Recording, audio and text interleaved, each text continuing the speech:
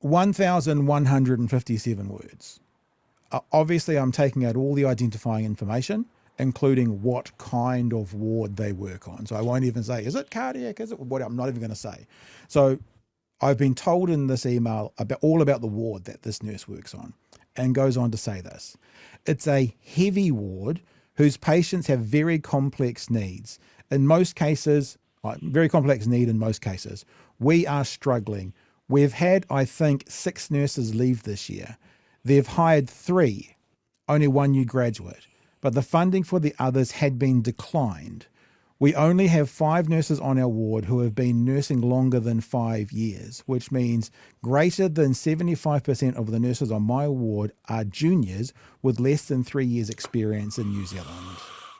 We do our absolute best for our patients, but the lack of experienced nurses is evident, which also means that the average nurse is absolutely not earning anywhere near the 125k mark that this government claim.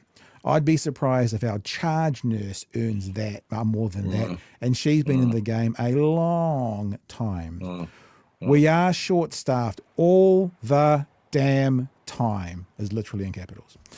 I was injured on the job a couple of weeks ago at a night shift. We were 2 nurses short. I had 11 patients, all with quite high-level needs, multiple IV medications, all due at the same time, etc. A patient spilled something on the floor and failed to let anyone know. I went in to answer a call bell and slipped over, and it sprained my wrist quite badly as I put my hand out so I didn't smash my head on the metal rail of the patient's bed next to the space, and bruising my hip. Things could have been much worse if I'd hit my head, that's for sure. I went down to ED to make sure it wasn't broken, which thankfully it wasn't, but I had to return to the ward to finish my shift in 7 out of 10 pain. I couldn't have adequate pain relief, only paracetamol and ibuprofen, as per the protocols. If I'd had any opioid analgesia, I'll say, I would have been deemed unfit to return to my patients, which was not an option. I couldn't leave the 2 other nurses to finish my workload of medications. I still had to complete all my patient documentation and file an incident report for my fall so I could be covered by ACC, then hand over all my patients to the morning nurses. I'm still in pain, have weekly hand rehab, and am very, very angry. Management were aware of the short staffing before we even arrived for the shift, but they couldn't do anything to help cover us despite wanting to. Then there's a paragraph about pay. The point gets made that most nurses are actually not full-time. They're on 0.8 because they can't physically do any more, which means even when you're hearing 125, if that was right, it would be 0.8 of that. It wouldn't be 100, but it's not 125,000. Last paragraph. My point is we are seriously struggling, not just as a profession, but as individuals too.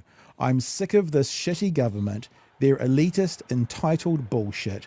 I can't understand how so many people buy into their lies and continue to support them, despite being fucked over by them all the time.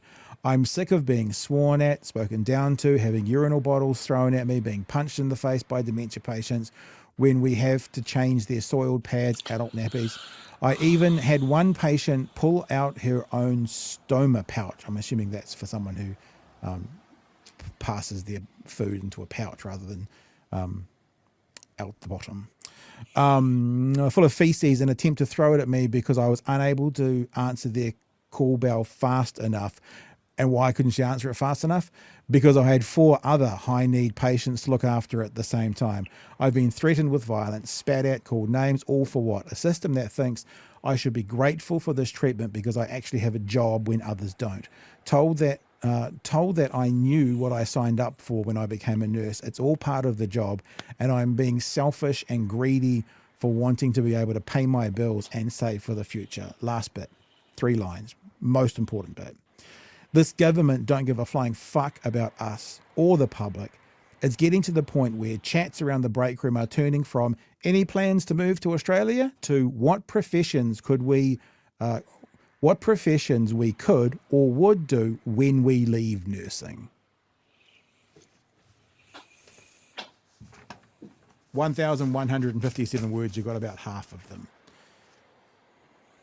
Mr. Luxon, I hope you get a copy of this video. Be nice to get some response to the actual nurses rather than the echo chamber of people believing what you're saying about nurses. Any thoughts, I Byron? really think that part of the adaptation that the left needs to pick up in terms of moving forward is an appreciation of those who work for the state and the incredible importance that they play in our egalitarian liberal progressive democracy. Yeah. I'm someone who believes that there needs to be a 15% pay rise across the board for nurses, for doctors, for public servants, for the bureaucrats there, for the firefighters, for the police officers, for the teachers, the people who are actually the backbone and the muscle of the kind of services that we all collectively need and are also important to us.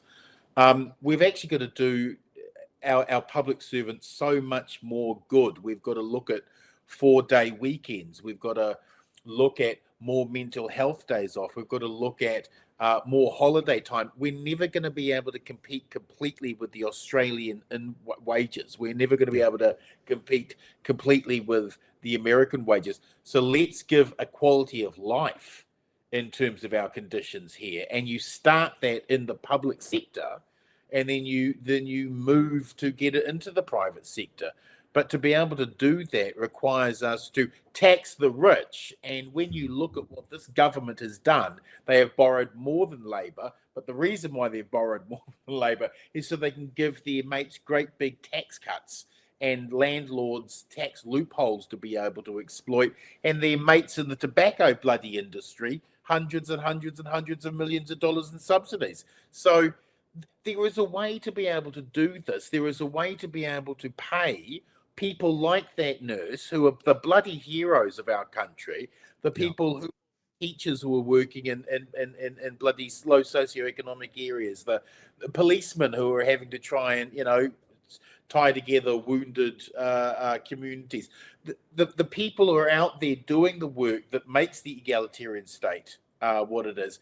We should be giving them some more love. And there's a way to do it. It's just the right go, nah, fuck it. We want the tax cut things.